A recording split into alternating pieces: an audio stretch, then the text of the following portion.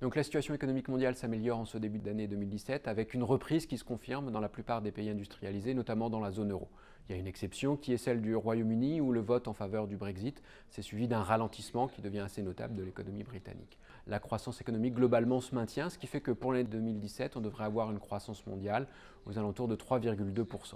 Cette croissance qui reste soutenue par un environnement global sur les politiques économiques et en matière de pétrole ou taux de change qui va rester plutôt favorable et qui va permettre de poursuivre sur cette dynamique de croissance qui va légèrement augmenter en 2018 et en 2019. Malgré tout, elle reste relativement modérée pour une situation de reprise après les déséquilibres importants qu'on a hérités de la crise financière mondiale qui a éclaté en 2007-2008.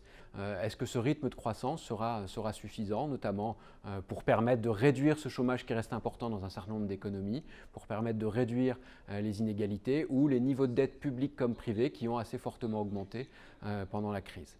L'inflation est globalement maîtrisée, mais finalement elle est inférieure au niveau visé par les banques centrales, ce qui pourrait refléter de leur part une certaine difficulté à atteindre les objectifs qu'elles se sont fixés en matière de stabilité des prix. Ce qui pose un certain nombre de défis pour l'économie mondiale, dans une situation où cette croissance qui est aujourd'hui certes dynamique, mais pourrait progressivement ralentir, notamment lié au fait que le potentiel de croissance, malgré les incertitudes autour de ces estimations, a tendance à diminuer pour l'ensemble des économies des pays industrialisés.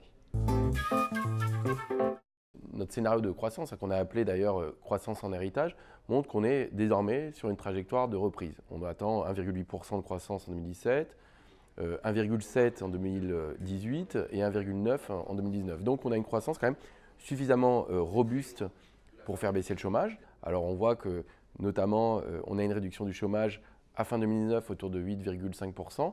Mais malgré tout, on voit que pour 2018, cette baisse du chômage va être quand même heurtée à un certain nombre de problèmes. Le fait qu'on a moins de montée en charge des allègements fiscaux qui réduisent le coût du travail, le fait qu'il y ait une réduction forte des emplois aidés, mais aussi un certain nombre de risques sur la baisse du chômage, notamment sur 2018.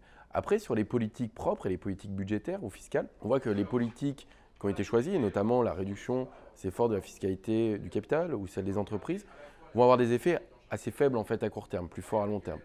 Et les mesures plus sociales ou de soutien au pouvoir d'achat, en fait, vont monter en charge autour du quinquennat, mais sont assez faibles sur 2018. Donc globalement, il n'y a pas de soutien des mesures fiscales et budgétaires à la croissance, c'est même légèrement négatif, autour de 0,2 points de PIB par an. En revanche, la France bénéficie d'un certain nombre de mesures passées, notamment le CICE ou le pacte de responsabilité, qui ont rétabli la situation financière des entreprises et qui devraient générer leurs effets pleins sur les années à venir. Et donc globalement, ça permet d'avoir une croissance suffisamment robuste, à la fois parce qu'on est sur une trajectoire de reprise spontanée de l'économie française et européenne, et aussi lié au fait qu'un certain nombre de mesures qui ont été prises par le passé commencent à générer un maximum d'effets.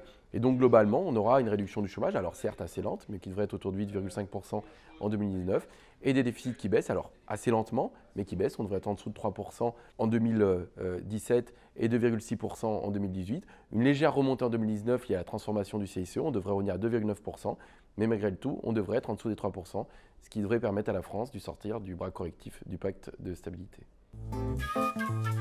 Sciences Po.